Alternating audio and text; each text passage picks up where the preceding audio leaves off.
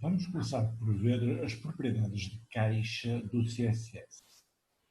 O que é importante aqui a reter é que cada elemento do HTML vai ser formatado no ecrã como uma caixa, não é? Como um retângulo. Essa caixa vai ter dimensões principais, mas há outras medidas que vão influir no espaço que é ocupado pela formatação desse elemento, por essa caixa. Um exemplo é o bordo da caixa, que neste caso não está representado. Vamos ver também que estas medidas podem ser especificadas usando diferentes unidades. Começamos então pela ideia de dimensões. A caixa é caracterizada pelas suas dimensões, pela largura e pela altura, que são respectivamente dadas pelas propriedades width e height. No exemplo, vemos do lado esquerdo no painel negro, destacadas as propriedades width e height, com 200 e 100 pixels respectivamente, e como veem, isto alterou o tamanho dessa caixa. Normalmente a div ajustar-se-ia ao seu conteúdo e aqui está a respeitar as dimensões das propriedades que lhes foram dadas.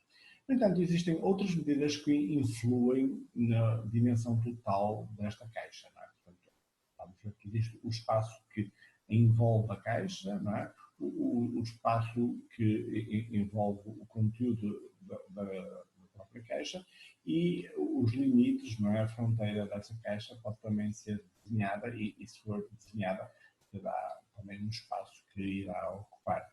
Existem propriedades para tudo isso. Estas vão se reger pelo chamado modelo de caixa. Não é? A ideia é que estas caixas vão ter, na realidade, várias camadas, não é? Como se fossem caixas dentro de caixas numa boneca russa, numa matriosca, e tendo em conta que cada elemento vai estar num progenitor e que ele vai ter um conteúdo que o rodeia e, por sua vez, vai ter descendentes, o que estas várias camadas que vamos aqui considerar vão fazer é reger as separações que existem entre a caixa que agora estamos a definir e este seu contexto. Portanto, a caixa é então formada por várias camadas, não é? Mais uma vez a tal metáfora como uma cebola, e existem aqui diferentes níveis, não é? Portanto, existe o margin, o border e o padding.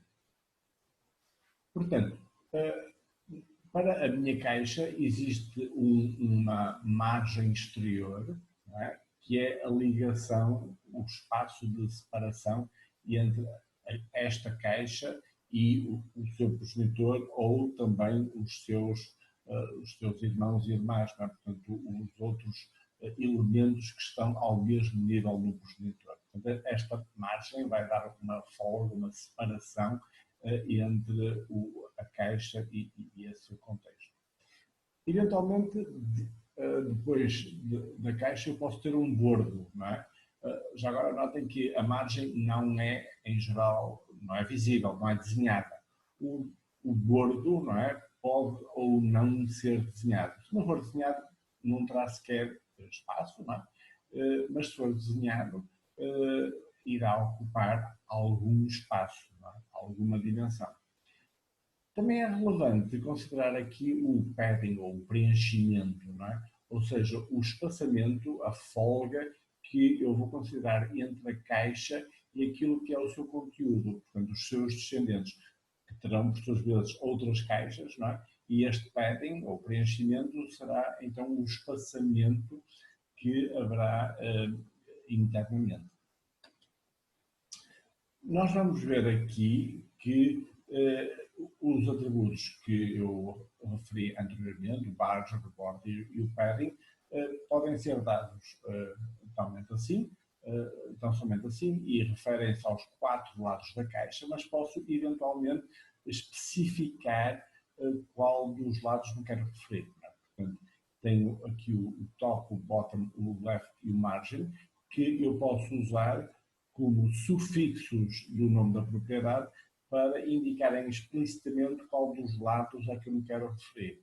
Por exemplo, aqui neste meu exemplo, eu tenho um texto antes e outro depois, e na minha div eu vou estar a condicionar vários destas propriedades, é?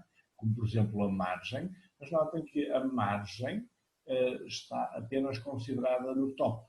Portanto, estes 10 milímetros acontecem aqui, mas não depois. Não é? Do mesmo modo, eu tenho um bordo que eu estou a especificar para a direita bastante maior, portanto, também 10 milímetros, por isso eu tenho um espaço semelhante, mas desta feita apenas do lado direito.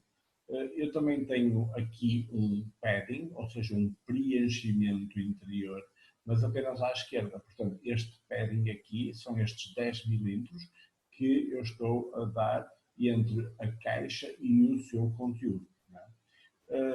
Portanto, todos estes nomes estão separados por um hífen do nome principal, não é? Seja margem, border ou padding. No caso específico do bordo, há uma série de outras propriedades que são relevantes. Os bordos só ficam visíveis depois de eu definir um border style. Não é? O border style vai permitir, por exemplo, fazer um preenchimento ponteado ou sólido e, na verdade, existem uma série de outros que poderão depois procurar. Queria também referir que o bordo pode ser arredondado e notem aqui que eu arredondei este bordo dando-lhe um raio de 50 pixels, não é? Mas exclui aqui o top left radius, ou seja, este, o que coloquei a 0, o que faz com que este não fique arredondado. Há bocado eu referi que o border style é importante para tornar visível, mas além do border style também é importante o border width. Se eu não tiver uma largura, na realidade eu não vejo um bordo porque ele não tem dimensão. Não é? Imaginem, se eu tivesse 0 pontos, ou 0 pixel, ele não seria visível de todo como está a acontecer aqui.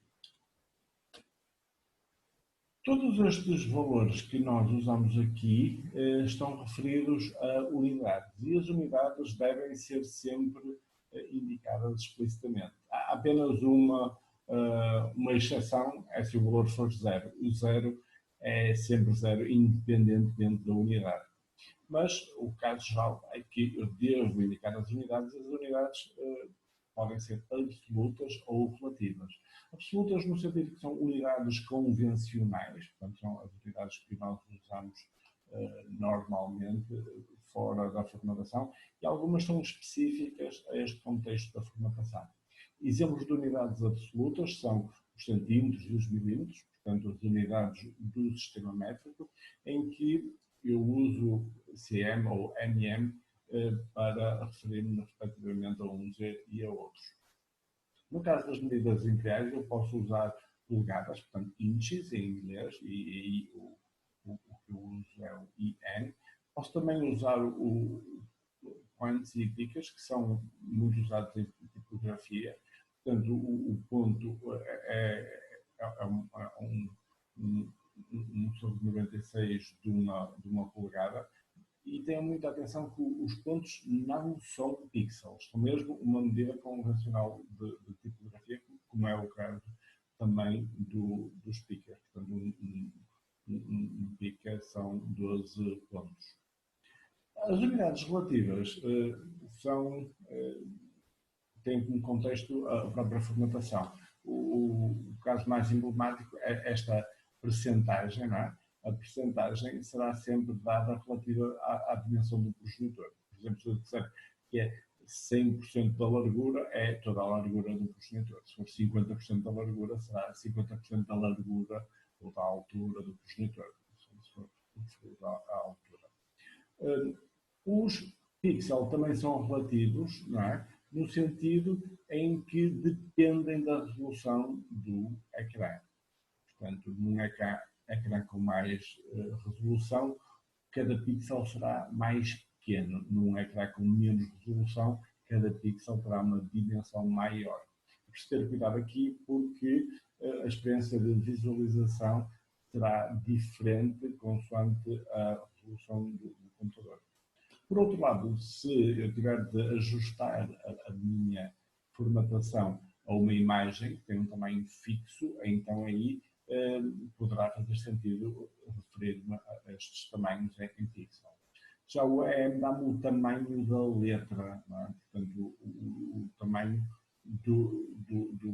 a altura de uma letra que está corretamente definida, o tipo de letra que está corretamente definido no meu contexto. Já o root é semelhante, mas relativo à raiz, não é? Portanto, ao corpo do meu documento. O VW e o HW referem-se às dimensões do viewport, portanto, do dispositivo que me está a permitir a visualização desta minha página.